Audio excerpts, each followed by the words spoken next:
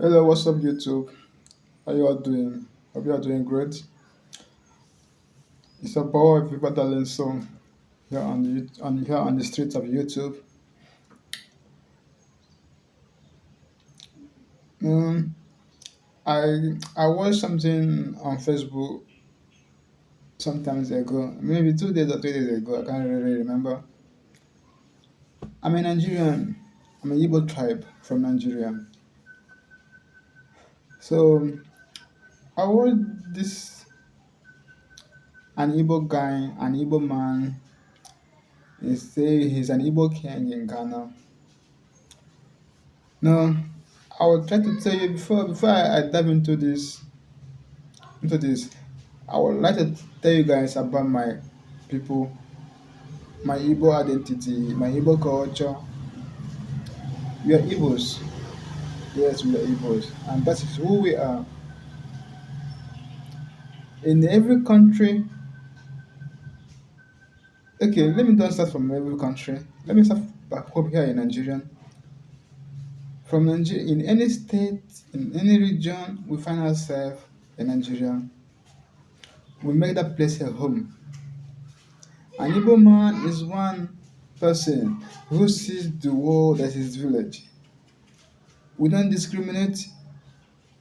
Anywhere we find ourselves, we try to associate with the people, the society, the community. We try to fit in. That is who we are. So in any country we find ourselves, we try to inculcate the same art. So fast forward to the scenario in Ghana. What happened in Ghana? So an Igbo man, and he's the leader of the Igbo community in Ghana. Maybe so the Igbo people in the Igbo community in Ghana then made him as their Anoya.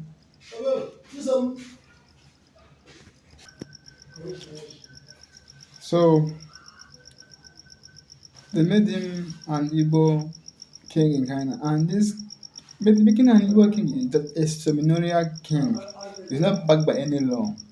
It's not being recognized in the Nigerian system or in the Igbo custom. It's just an Igbo king for Igbo communities and diaspora. Yeah. So this man is the leader of the Igbo community and diaspora in Ghana. So it doesn't have any civil right. It doesn't have any governmental right or political right or whatsoever. It's just it's just like an organization, the Igbo people in diaspora, by appointing a particular person to lead them, somebody who will voice out for them. Somebody in time of difficulty, this is the leader that is going to speak for them on their behalf. So so now he said that he has acquired a whole land in Ghana to build an Igbo community in Ghana. And in this community, they're going to build an Igbo school, Igbo hospital. So this community is going to have a Igbo school, Igbo hospital, yeah, and it's a residency for Igbo businessmen in Ghana. Those who want to. It's not a compulsory that all the Igbos in Ghana will live in that estate or in that community. It's not a compulsory. Those who willing, those who want to be part of that community should be should be accommodated. So this was the plan he's making in near future. So the Ghanaian people, my Ghanaian friends, my Ghanaian brothers, we are one country, we are one Africa. So these people, these Ghanaians start attacking, start protesting that this is not done. that Igbos are coming to take over their land, Igbos are coming to take over their country, Igbos are coming to do this and do that. Oh my God. There are a lot of Ghanaians here in Nigeria and elsewhere in the world, all over Africa. Ghanaians have Ghanaian community over there.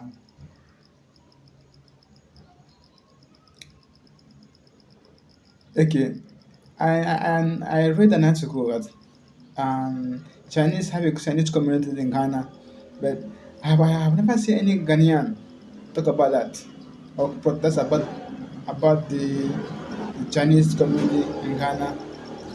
But to the they will took to the streets of Accra, all over Ghana, to protest against an Igbo community in Ghana. This is not an attack on my Ghanaian friends. This is not an attack on my Ghanaian brothers. This is not an attack on my fellow Africans from Ghana. But I'm just saying we are one Africa. We should learn to accommodate our friends, our brothers from different Africans. We are one. We shouldn't be fighting each other.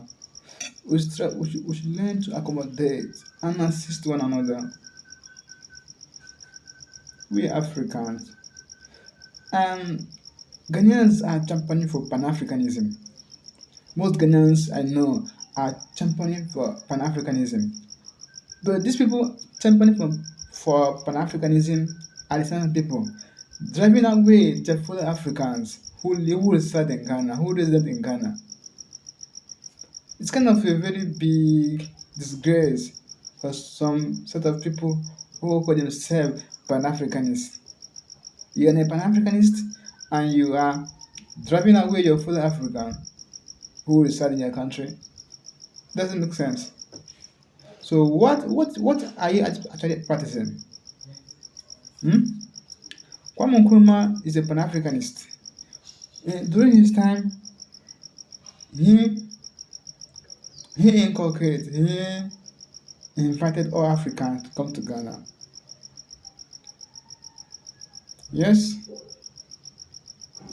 today we all Africans we are part of Kwame Nkrumah for what his success for what he did for Africa. But in this present days, these Ghanaians of this present time, I don't know what to call them. The champion for Pan Africanist only on social media, but they don't practice it in reality. I know my friend, my very good friend, and he's one of my favorite YouTuber that I love so much. His name is Wadamoya. He's a Ghanaian. He have traveled all over Africa, and he is also one of those people who is championing for Pan Africanist. Wadamoya is a very good guy. He's a very good guy, but but I didn't see him talk about this thing happening in Ghana between Igbo king of a thing. I never heard from him. But he kept to man is just he should not need to talk or what I don't know. But the Mayan, please I want you to address this situation about what your fellow Ghanaians how they treat us Nigerians, most especially the Igbo tribe. I will be so happy to hear from you when you address this situation. I want you to call your Ghanaian people, talk to them like just tell them the unity of one Africa. We are championing for a borderless Africa. Is it how we are going to live in one Africa, one currency, under one military?